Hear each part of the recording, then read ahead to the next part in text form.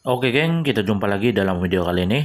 So, seperti yang kita lihat dalam video, yang ini adalah alternator untuk Pro 2 kancil. Untuk pengguna Kelisa, Kenari, Wiba, boleh rujuk lah video ini. Sebab yang ini saya akan barai alternator ni untuk cek keadaan komponen dalam alternator ni lah. Tengok sama ada yang perlu kita tukar ataupun kita ganti. Jadi pengguna Kelisa, Kenari, Kancil boleh tontonlah video ni. Dan untuk video kali ini kita akan barai alternator ni. Kita akan cek komponen yang ada dekat dalam alternator ni. Contohnya regulator, stator coil, rectifier, dia punya bearing dan sebagainya yang ada dekat dalam alternator ni. Kita akan cek lah keadaan dia. Tengok sama ada masih dalam keadaan baik ataupun tidak. So, antara simptom-simptom yang terjadi ataupun timbul sekiranya alternator ni bermasalah, salah satu dia kita punya bateri tidak di-charge lah.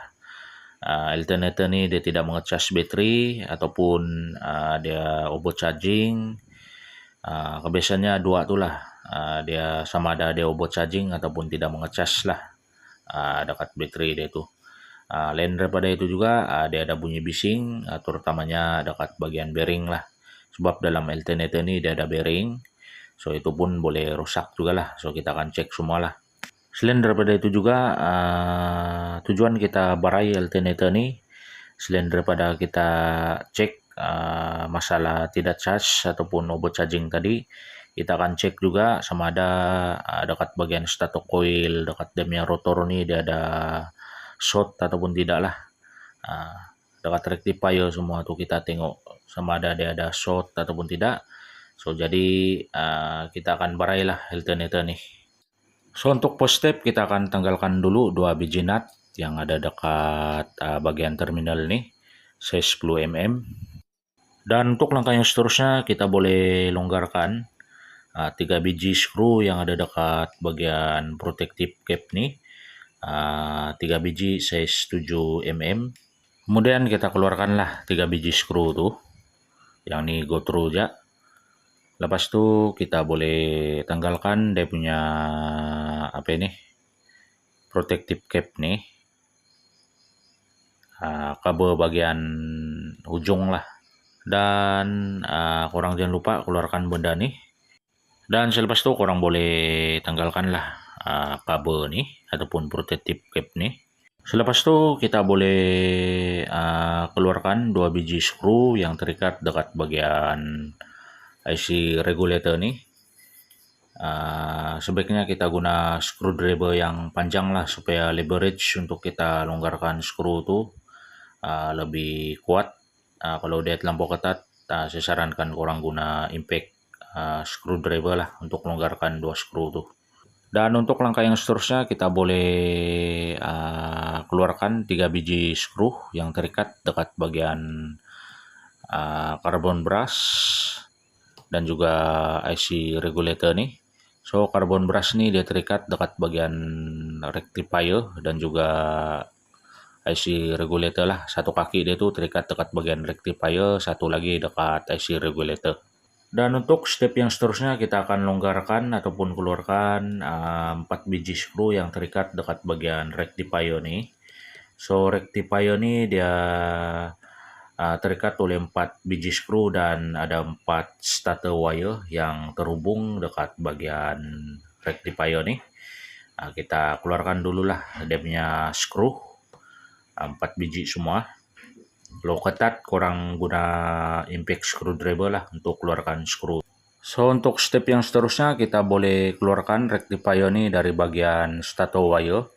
Dekat sini korang kena lebih berhati-hati dekat bagian starter wire tu.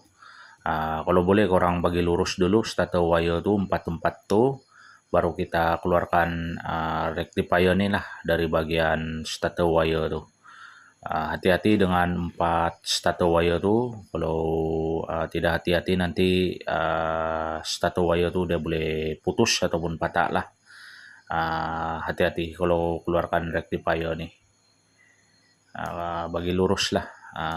Baru kita keluarkanlah rectifier itu dari bagian stator wire. Kemudian langkah yang seterusnya, korang boleh longgarkan bolt dan juga nut yang terikat dekat bagian rear bracket dan juga front bracket tuh. So dekat rear bracket ini dia terikat oleh 2 biji bolt 8 mm dan juga 2 biji nut 8 mm lah. Untuk lebih mudah orang keluarkan bolt dan juga nut tuh, orang boleh guna ratchet dan juga box 8 mm yang jenis kecil. Kalau boleh orang boleh guna yang orang bilang deep socket yang 8 mm tapi size kecil lah. Kita guna tuh untuk loose-kan dulu, baru kita keluarkan ke semua bolt dan nut tuh. 2 biji bolt 8 mm, 2 biji nut 8 mm yang terikat dekat bagian rear bracket nih. Kurang tanggalkan dulu. Oke geng, untuk langkah yang seterusnya kita boleh keluarkan rear bracket nih dari bagian front bracket tuh.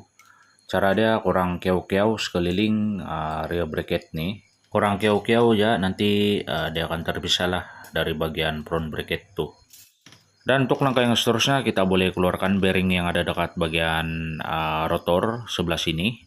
So untuk bagian rotor ini dia ada 2 bearing, satu dekat bagian sini, satu lagi dekat bagian puli itulah. Yang ini kebiasaannya kalau dia rusak dia akan bunyi bising lah kita punya alternator nih. Kurang guna aja bearing pula untuk keluarkan bearing sebelah sini. Dan washer ini pun korang boleh keluarkan lah ataupun lapik bearing tadi itu. Dan selepas itu kita akan tanggalkan puli ini. Cara dia korang tahan dengan screwdriver lever. Lepas itu kita boleh guna impact lah untuk longgarkan nut 22 mm yang terikat dekat bagian puli ini. Lepas itu kita keluarkan dia punya puli. Dan selepas itu kita akan keluarkan rotor ini dari bagian front bracket ataupun dari bagian stator coil nih. Kita ketuk dekat bagian sini untuk bagi dia keluarlah dari bagian front bracket ataupun bagian stator coil tuh. Keluarkan juga benda nih, kurang pasti apa nama dia, mungkin spacer untuk puli tadi. Lepas itu kita sambung ketuk balik sampai rotor ini dia terkeluarlah dari bagian stator coil ataupun front bracket tuh. Dan proses yang terakhir kita akan keluarkan bearing. Kita akan keluarkan dia punya lapik dulu, dia terikat oleh 4 skru. Kemudian selepas itu korang boleh keluarkan lapik tuh. Lapik yang menahan bearing sebelah stator coil nih. Untuk proses keluarkan bearing ini saya skip, kurang ketuk aja lah keluar bearing nih. Oke geng, berikut adalah komponen stator dalam alternator. So stator ini dia berfungsi sebagai komponen yang menghasilkan arus ulang-alik AC, di mana selepas engine dihidupkan, rotor dalam alternator ini dia akan berpusing dan menciptakan medan magnet dan juga garis gaya-gaya magnet yang melintasi dekat bagian stator lah. Dan disebabkan stator ini dia bersifat statis, so perpotongan gaya magnet tool yang menghasilkan ataupun memicu timbulnya arus bolak-balik dekat bagian kumparan stator ini lah.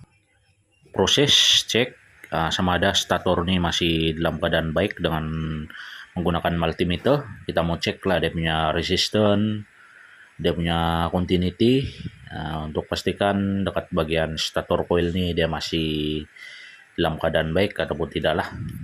So kita akan cek resistance dekat stator nih. Kita cek dekat dia punya wire, pastikan bacaan resistance dalam 0.2.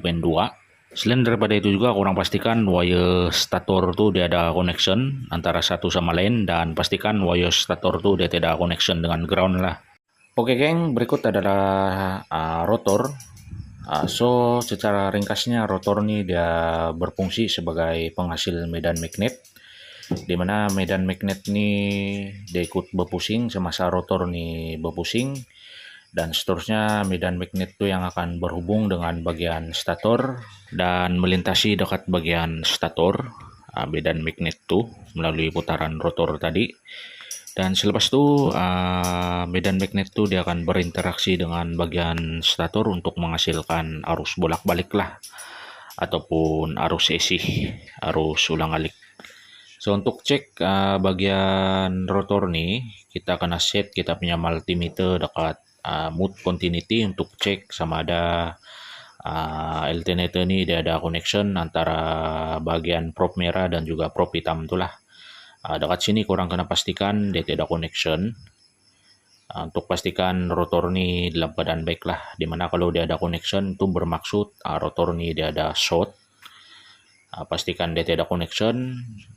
Untuk pastikan dia tidak short lah dekat bagian rotor ni. Kemudian kita ada komponen rectifier. So fungsi utama rectifier ni dia bertujuan untuk menukar arus AC kepada DC lah. So dia akan menukarkan arus AC yang terhasil dari bagian stator dan juga rotor yang berpusing tadi kepada arus DC lah. Dan dalam rectifier ni dia ada beberapa diode. So apabila alternator menghasilkan arus AC tadi melalui stator dan juga rotor tu, seterusnya arus AC itu akan masuk dekat bagian rectifier lah. So diode yang ada dekat dalam rectifier ni itulah yang akan berfungsi sebagai benda yang menukar dari arus AC kepada DC, dan seterusnya arus DC ini yang akan disalurkan ke bagian elektrik kendaraan dan juga baterai lah. Oke geng, yang ini kita mau cek rectifier nih. So untuk cek dia nih kita set pada mode continuity, kita punya multimeter. So kita akan cek continuity antara positif dan juga negatif dekat bagian rectifier nih. So pastikan kalau kurang cek continuity antara bagian sini dengan bagian sini dia mesti ada connection lah. Macam nih. Selepas itu yang ini pun dia mesti ada connection antara sini dengan yang sini. Baterai pun tinggal sedikit. So tadi sini ada connection, sini pun ada connection, oke. Yang ini bagian positif, yang ini bagian negatif lah. Ini kabel dari baterai itu, dia akan tersambung ke bagian baterai lah. Yang ini, yang ini positif lah. Yang ini mesti ada connection. Oke. Yang ini bagian negatif pun mesti ada connection. So yang ini negatif, yang ini positif, pastikan dia tidak connection lah. Contohnya macam ini lah. Pastikan dia tidak connection. Dekat sini pun tidak connection. Sini pun tidak connection. Begitu juga dengan sini tidak connection. Dan juga yang sini lah tidak connection. Yang ini rectifier dia ini masih oke lah. Dimana positif dan negatif dia ini belum bosot lagi, jadi rectifier ini masih boleh pakai lah. So untuk kerusakan rectifier ini dia ada dua kategori, sama ada orang punya alternator tu dia overcharging ataupun dia tidak mengecas lah. Dan untuk IC regulator yang masih dalam keadaan baik, kalau kita tes kita punya baterai semasa engine hidup, bacaan volt dekat multimeter haruslah di antara 13.5 hingga 14.5 volt lah. Kalau dia kurang daripada 13.5 boleh jadi IC regulator ni yang rusak lah, ataupun bagian karbon ni dia sudah pendek. So itu juga boleh menyebabkan alternator kita ni tidak mengecas. So untuk IC regulator ni dia ada dua jenis kerusakan, sama ada dia tidak mengecas ataupun dia overcharging lah. Alternator kita ni overcharging kalau IC regulator ni bermasalah ataupun rusak lah.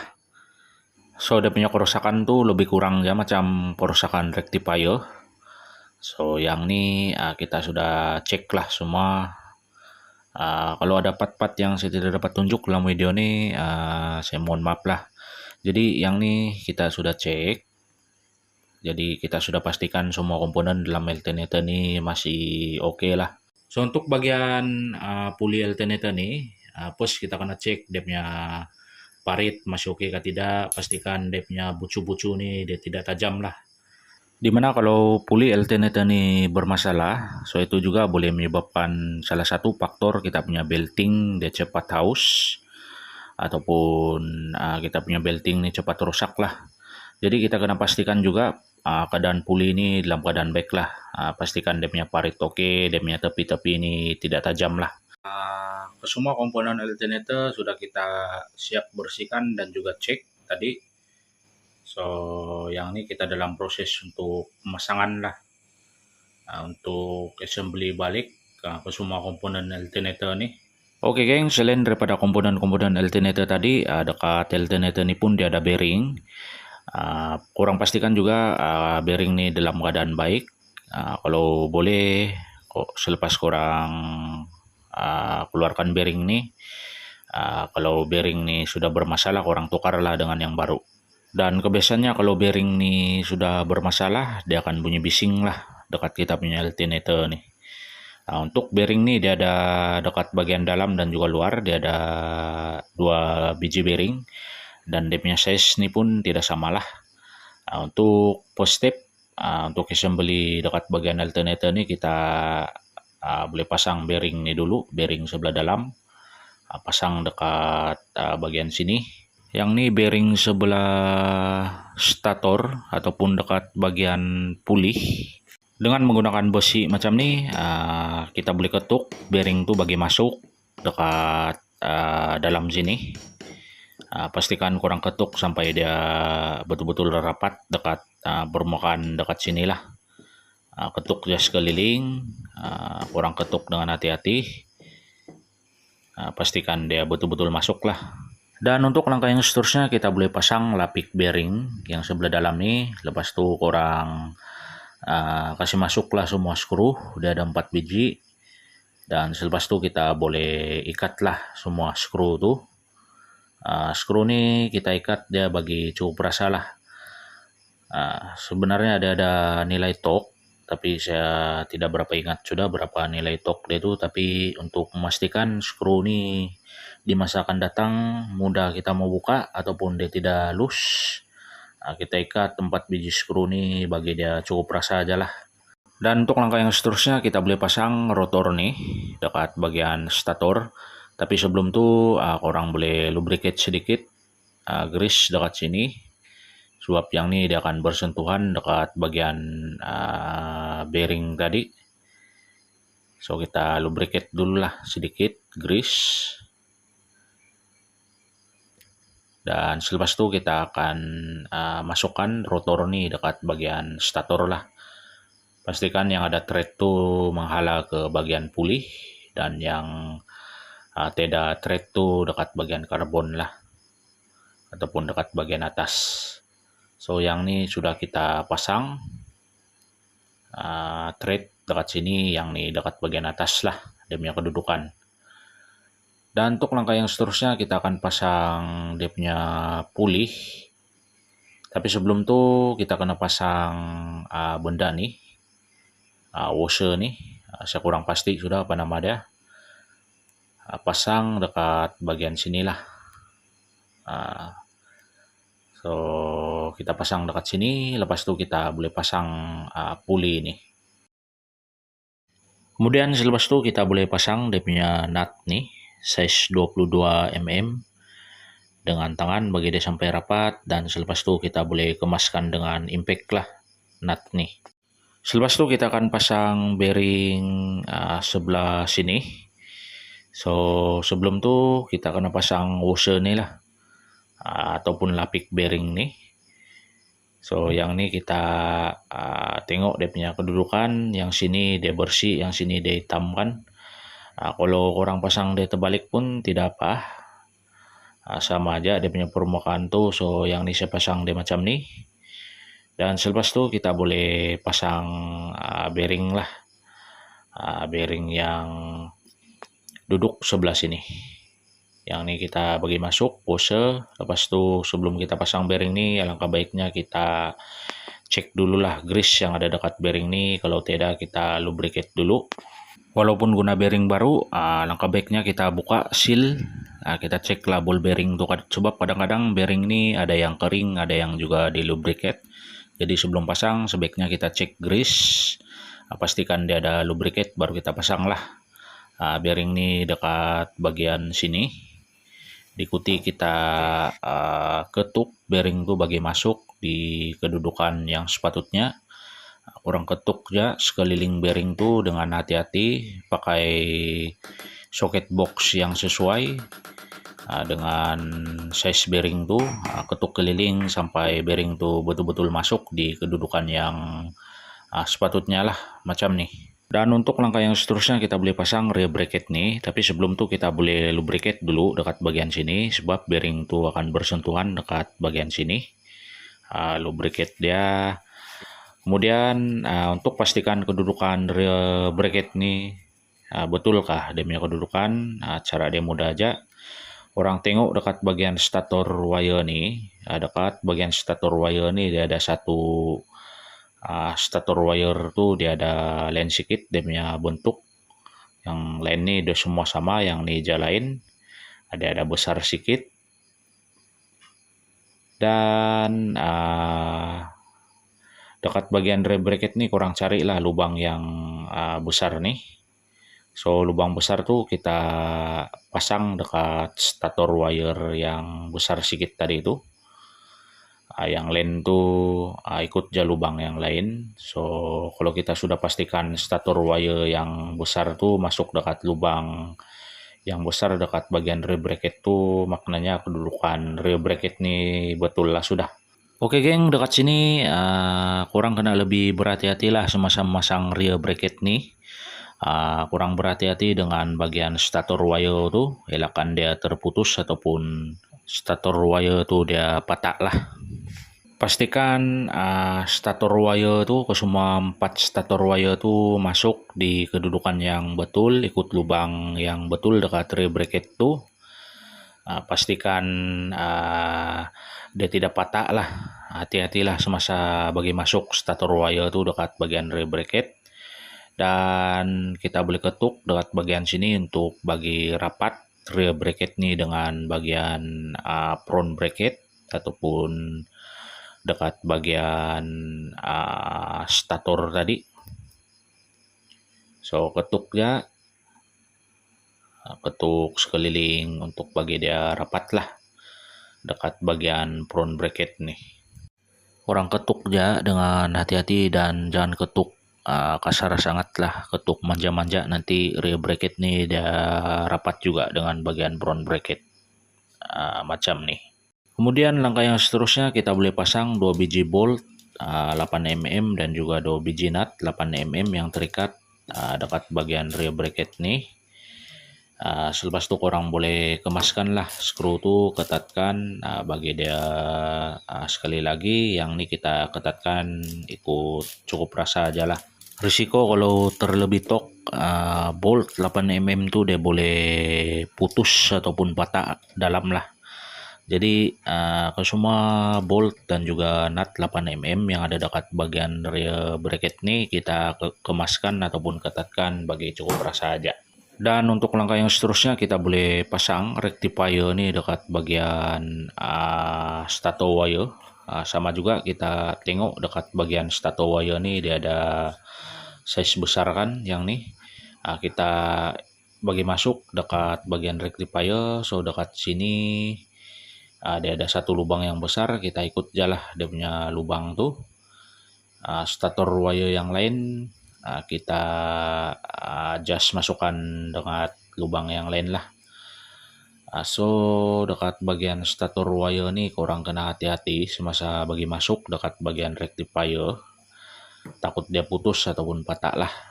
Lepas korang sudah masukkan baru kita tolak sampai rapat lah. Diikuti selepas itu kita pasang IC regulator nih dekat bagian rectifier dan juga rear bracket tuh. Lepas itu kita pasanglah 2 biji skru yang ikat dekat bagian IC regulator nih. Kemudian kemaskan 2 biji skru tuh, ikat dia sekadar cukup rasa aja lah supaya di belakang hari nanti kalau macam kita mau tukar IC regulator nih tidaklah susah mau buka ataupun risiko skru nih loose tidak besar lah. Kemudian langkah yang seterusnya kita boleh kemaskan bagian 4 stator wire yang terhubung ke bagian rectifier tuh, kita kemaskan balik dekat kedudukan dia. Dekat sini korang kena hati-hati lah semasa mengemaskan stator wire nih. Disebabkan risiko untuk stator wire nih putus ataupun patah besar lah. Jadi lebih berhati-hatilah dekat part nih. Kemudian langkah seterusnya korang pasang ke semua 4 biji skru yang ikat dekat bagian rectifier tuh, dan sama juga lah kita kemaskan ataupun ketatkan skru ini bagi dia cukup rasa aja supaya dia tidak loose ataupun mudah buka lah belakang hari. Dan seterusnya kita akan pasang carbon brush nih dekat bagian rotor, IC regulator dan juga rectifier. Orang boleh guna screwdriver leper untuk tolak brush tuh untuk bagi dia masuk lah dekat bagian sini. Kemudian kita boleh pasang ke semua skru yang terikat dekat bagian carbon brush nih, satu dekat bagian rectifier dan 2 biji lagi dekat bagian IC regulator lah. Dan untuk part yang terakhir kita boleh pasang balik protective cap nih dekat bagian alternator, pasang dia punya skru, dia ada 3 biji. Skru 7 mm. Lepas tu benda ni kita pasang balik dekat bagian terminal. Pastikan dia punya kedudukan ngam lah. So sudah masuk, dan selepas tu kita pasang nut 10 mm ni dekat bagian terminal. Ikat pakai spana. Kemudian kita boleh kemaskan 3 biji skru tadi itulah yang ada dekat bagian protective cap ataupun kabel belakang dia nih. So untuk alternator ini sudah siap assembly. Nanti lepas pasang dekat kereta saya tes, nanti saya record video balik lah. Oke guys, yang ini alternator saya sudah pasang dekat kereta. So dia berfungsi dengan baik. Dimana kalau kita lihat dekat bagian multimeter, so dia punya voltage lebih kurang dalam 14.4 gitulah. So dekat sini alternator ini dia berfungsi dengan baik. Selepas kita buat proses barai tadi, cek semua part dalam keadaan baik atau tidak. So dekat sini dia punya charging oke lah, dia 14.4. Ini bermakna alternator itu dalam keadaan baik lah, dia mengecas dengan baik. Oke, so setakat itu saja video untuk kali ini. Sekiranya video ini bermanfaat, kurang boleh support Tejas Project WP, dan kita berjumpa lagi di video yang akan datang.